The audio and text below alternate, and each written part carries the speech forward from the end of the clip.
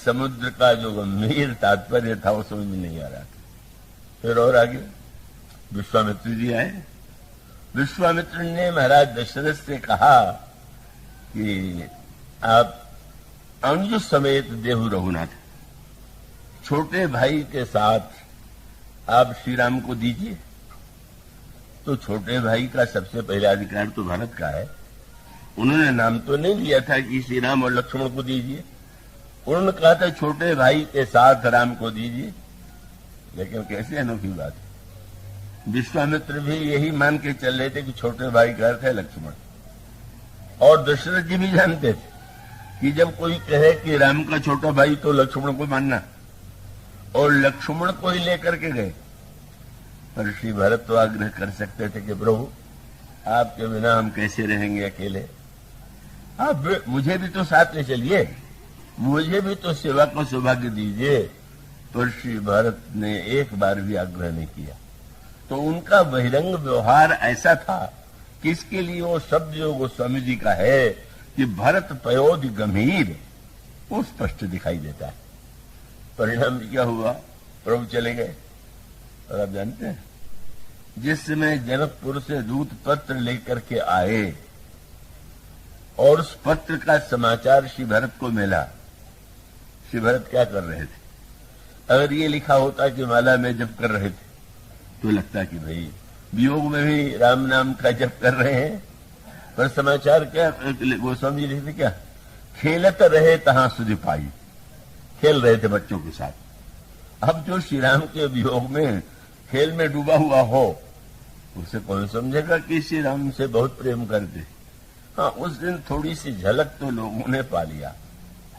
खेलत रहे तहां सुधि पाई, आए भरत सहित हित भाई, और पूछत अति स्नेह सकुचाई।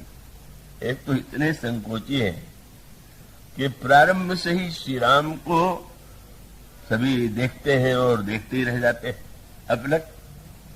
लेकिन श्री भरत ने बाद में चित्रकूट में प्रभु से कहा कि प्रभु आपके सौंदर्य की प्रशंसा मैंने बहुत सुना। अब कोई आश्चर्य करेगा, भरत कहे कि मैंने सुना है। जो भाई हैं, जो पुण्यंतर साथ हैं, और जब उन्होंने कहा कि सुना है कि आप बहुत सुंदर हैं, तो श्री भरत से पूछा जा सकता था कि सुनने का अर्थ क्या हो। तो उनका उत्तर यही था कि महू स्नेह सकोच बस सन्मुख कहूं न बहन। मैंने कभी आंख उठा करके साहस ही नहीं किया कि आपके मुख की ओर देखें, तो कैसे मुझे पता चले कि आप कितने सुंदर हैं। प्रभु ने हंस करके यही कहा, फिर तुम अपने को देख लो, क्योंकि तुम्हें देख करके लोगों को तो मेरा ही भ्रम होता है। लेकिन उसका अभिप्राय ये है कि जो इतना संकोची है और आए भी तो बड़े संकोच से पिताजी से पूछ दिया कि तात कहां से पाती आई, पिताजी पत्र कहां से आया। और जब पता चला कि जनकपुर से पत्र आया हुआ है और उसको सुना उन्होंने, बस एक क्षण के लिए लोग आश्चर्यचकित हो गए। होता है, होना नहीं चाहिए, भाइयों में परस्पर प्रेम हो, प्रेम तो सभी में होना चाहिए, पर भाई में तो अत्यंत प्रेम की कल्पना की जाती है। पर व्यवहार में दिखाई देता है कि भाई के हृदय में भी भाई की उन्नति से स्पर्धा हो जाती है, मात्सर्य हो जाता है, ईर्षा हो जाती है। तो उस समाचार में तो यही लक्ष्मण और राम की महिमा का वर्णन है पत्र में।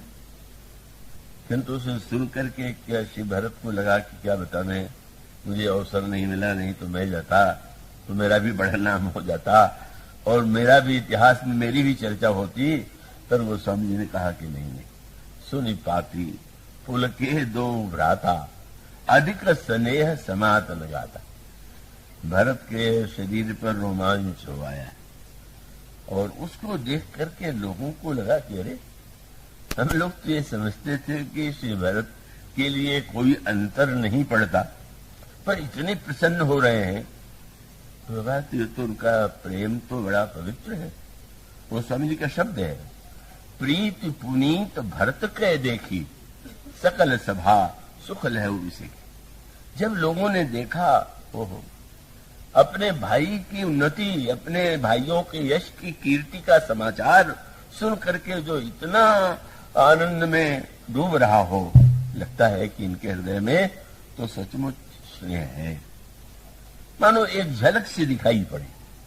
और फिर विवाह भी हो गया, और विवाह के पश्चात मामा आए हुए हैं विभाजित, और वो अनुरोध करते हैं महाराज दशरथ से कि मैं चाहता हूं कि भरत मेरे साथ चले ननिहाल में, कुछ दिन रहे और बाद में आने। तो विवाह के बाद भी थोड़े दिन ही वे वहां उपस्थित रहते हुए से बाद में मामा के साथ ननिहाल चले जाते हैं। उस समय भी उन्होंने नहीं कहा कि नहीं हम श्री राम को छोड़ करके नहीं जाएंगे ननिहाल। तो मानो यह जो गंभीर समुद्र था, एक झलक लगी थी, लेकिन फिर वही बात। सत्य तो यह है कि एक तरह से श्री भरत गए तो इतने लंबे प्रवास में ननिहाल में रहे कि लोगों की दृष्टि में श्री भरत ओझल हो गए। पर भगवान श्री राम यह जानते थे कि जिस प्रेम के परिपूर्णता का दर्शन समाज को होना चाहिए, जिस चरित्र और गुण का परिचय लोगों को समाज को मिलना चाहिए, किसी न किसी तरह से इसको तो प्रकट करना ही है। मानो जैसे समुद्र में अमृत था, पर वह अमृत दिखाई नहीं दे रहा था, और भगवान ने आज्ञा दिया कि देवता दैत्य मिलकर के समुद्र का मंथन करें और तब वो अमृत निकलेगा। पर जब प्रभु ने देखा कि भरत तो इतना गहरा समुद्र है कि इसको समझ पाना, इसके अंतर हृदय के प्रेम को कोई देख ही नहीं पा रहा है, समझ ही नहीं पा रहा है, तो उन्होंने निर्णय किया कि अब तो इनका ही मंथन होना चाहिए। पर मंथन करने के लिए न उन्होंने संतों से कहा, न उन्होंने किसी अन्य व्यक्ति से कहा। उस मंथन के लिए प्रभु ने निर्णय किया कि भरत का मंथन और कोई नहीं कर सकता, भरत का मंथन तो मैं ही करूंगा। और मंथन करने में भी प्रभु ने जो योजना बनाई वो इतनी निष्ठुर थी, इतनी कठोर थी कि प्रभु को ये लगा कि किसी और से यह कहना और उसके द्वारा भरत समुद्र का मंथन कराना, ये तो बड़ा ही निर्दयकारी होगा। और इसलिए गोस्वामी जी कहते मत ही प्रगटो सुर साधुत। गोस्वामी जी ने सूत्र दिया कि वहां पर देवताओं को अमृत की आवश्यकता थी, और यहां श्री भरत में के समुद्र में जो प्रेम का परिपूर्ण अमृत विद्यमान है, वह अमृत आवश्यक है। किसके लिए? साधुओं के लिए, साधकों के लिए। मानो समाज में लोक कल्याण के लिए जिस चरित्र की आवश्यकता है, जिस भक्ति और प्रेम की आवश्यकता है, वह श्री भरत में। और तब प्रभु ने यह निर्णय किया कि मुझे इसके लिए तो अत्यंत निर्दय बनना पड़ेगा। मंथन करने का अर्थ क्या हुआ? आप दही है, दही के बर्तन में आप दही को देखेंगे, कितना अच्छा दृश्य दिखाई देगा। आप जब मथानी डाल करके उसे मथेंगे तो दही का कण कण जो है उस आघात से टूटेगा और तब उसमें से नवनीत निकलेगा। गोस्वामी जी ने ये कहा कि भगवान राम ने निर्णय किया कि भरत समुद्र में प्रेम का अमृत छिपा हुआ और उसको संसार के कल्याण के लिए प्रकट करना। तब उन्होंने यह निर्णय किया कि मंथन तो मैं करूंगा, पर मथानी। गोस्वामी जी से दोहे में कहते हैं, साधकों और साधुओं के सामने समस्या यह थी, जैसे देवता और दैत्यों के युद्ध में देवता हारते थे और दैत्य विजयी हो जाते थे, इसी प्रकार से साधकों के जीवन में यह समस्या आती है कि बहुधा बुरे विचार सफल हो जाते और अच्छे विचार जो है असफल हो जाते, नष्ट हो जाते। और तब जैसे भगवान ने यह कहा कि अमृत पीने के बाद ही तुम दैत्यों को हरा सकोगे, उसी प्रकार से सद्गुणों के द्वारा इतिहास में अनेकानेक व्यक्ति हैं जिनके चरित्र में ऊंचाइयां, सद्गुण, विशेषताएं दिखाई दी, पर उन विशेषताओं के होते हुए भी बदलते देर नहीं लगे। इतिहास ने ही बताया, शशि गुरु तियगामी नहुस चढ़ो भूमि सुरजान, लोक वेदते विमुख भा अधम को वेन समान।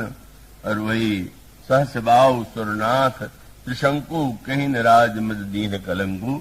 इतिहास में अनगिनत श्रेष्ठ व्यक्तियों के चरित्र का वर्णन है जो प्रारंभ में बड़े अच्छे थे और बाद में बदल गए।